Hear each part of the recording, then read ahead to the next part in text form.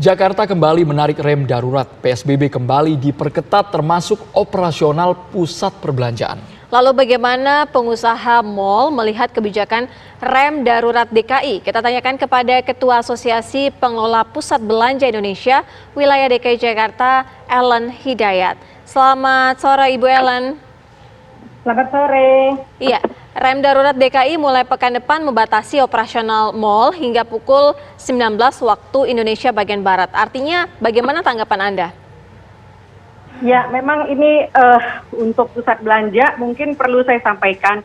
Untuk DKI pusat belanja anggota kami ada 82 pusat belanja.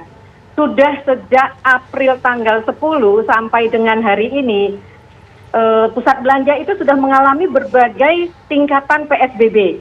Baik ditutup penuh, kemudian juga dibuka kembali dengan batasan-batasan, lalu juga ada perketatan.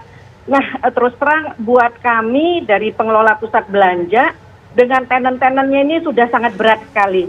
Jadi kami mengalami pasang surut yang sangat berat, kerugian yang sangat besar juga, karena umumnya tenant-tenant ini juga perlu dibantu dalam arti tidak bisa membayar uang sewa maupun service charge. Jadi terpaksa kalau boleh dikatakan selama 9 bulan ini kami yang namanya pengelola pusat belanja di DKI ini, kita menjaga protokol kesehatan dengan begitu baiknya, begitu sigapnya, kemudian mengikuti semua peraturan, dan kita juga melakukan investasi terhadap berbagai peralatan-peralatan untuk membantu menjaga keamanan para pengunjung.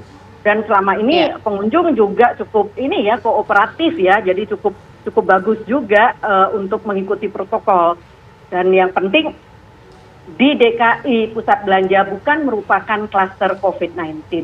Ini problemnya itu yang kita merasa kenapa kok mau lagi gitu. Bu Ellen, tapi kan mau tidak mau Bu, dari tanggal 11 sampai dengan 25 Januari semua harus mematuhi aturan yang sudah berlaku. Sebenarnya Bu, konkret poin keberatannya ini apa Bu? Selain yang pastinya penghasilan turun drastis. Ya, jadi mungkin boleh saya sampaikan demikian. Di pusat belanja ini kita membawa karyawan itu sebanyak kurang lebih 1,15 juta. Itu ada karyawan yang bergerak di dalam pusat belanja termasuk karyawan-karyawan para tenant. Namun dengan adanya rem lagi, di mana kalau ditutup jam 7, itu untuk yang namanya resto, itu untuk mendapatkan putaran kedua itu tidak diperoleh. Artinya omset mereka akan turun 50%. Padahal sampai dengan hari ini, traffic di pusat belanja rata-rata baru mencapai 40%.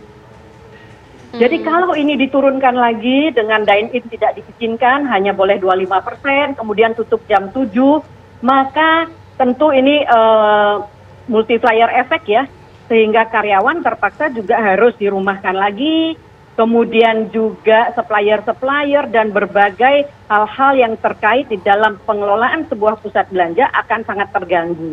Oke, Ibu Ellen, yang saya tangkap menurut Ibu, walaupun dibuka misalkan sampai jam 9 malam, artinya masih belum bisa mengcover ataupun menutupi kekurangan biaya yang saat ini masih tidak banyak didapat karena pengunjungnya berkurang.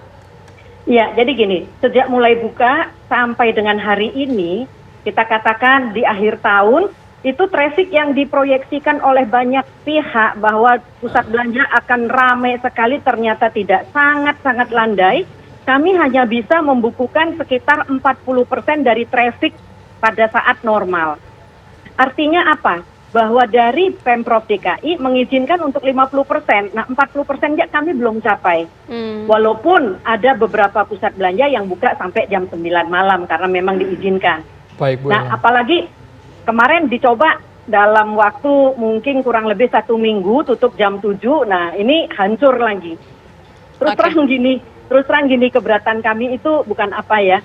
Jadi pusat belanja ini tentu saya berharap kepada pemerintah maupun semua pihak itu untuk melakukan mapping yang lebih tepat sebenarnya sumber COVID itu dari mana. Ini ada liburan panjang dan lain sebagainya. Tetapi kalau untuk pusat belanja kami bukan klaster, namun kami selalu setiap ada peraturan-peraturan baru selalu kenanya ke kami. Nah ini terus terang ya gimana ya? Kami yakin, Ibu Ellen. Kami berjuang untuk menyeimbangkan antara pergerakan ekonomi dengan keamanan COVID-19. Ini sudah kami lakukan. Baik, Ibu Ellen, kami yakin Ibu Ellen pasti memantau bagaimana pergerakan roda ekonomi di pusat perbelanjaan. Tapi poin-poin keberatan tadi apakah sudah disampaikan langsung Ibu ke Pemprov DKI Jakarta? Pemprov sangat tahu, kami sering berhubungan dengan Pemprov, tetapi untuk kali ini Pemprov menyampaikan bahwa harus mengikuti aturan yang lebih tinggi. Jadi kami hanya mintanya sederhana sekali, mohon diizinkan buka untuk pusat belanja setidaknya sampai jam 8 malam. Artinya masih bisa mendapat 2 putaran. Karena dine-in konsep itu adalah daya tarik bagi pusat belanja, sehingga kalau mereka itu terdampak berat, maka tentu juga kategori lain yang ada di pusat belanja itu lebih terdampak lagi. Jadi kami hanya minta bukanya diizinkan sampai jam 8 malam, kemudian tidak dibatasi turun 25% untuk yang masuk ke dine-in, tetapi tetap 5%, 50%. Namun kenyataannya sampai hari ini traffic pusat belanja rata-rata hanya 40%. Oke, Bu, tapi kan kita tahu kalau penularan COVID-19 ini juga karena ketika saat membuka masker, artinya ketika dine-in, ada aktivitas makan, itu bisa harus diwaspadai begitu, Bu? Benar, itu banyak yang mengatakan kalau buka masker bersama-sama.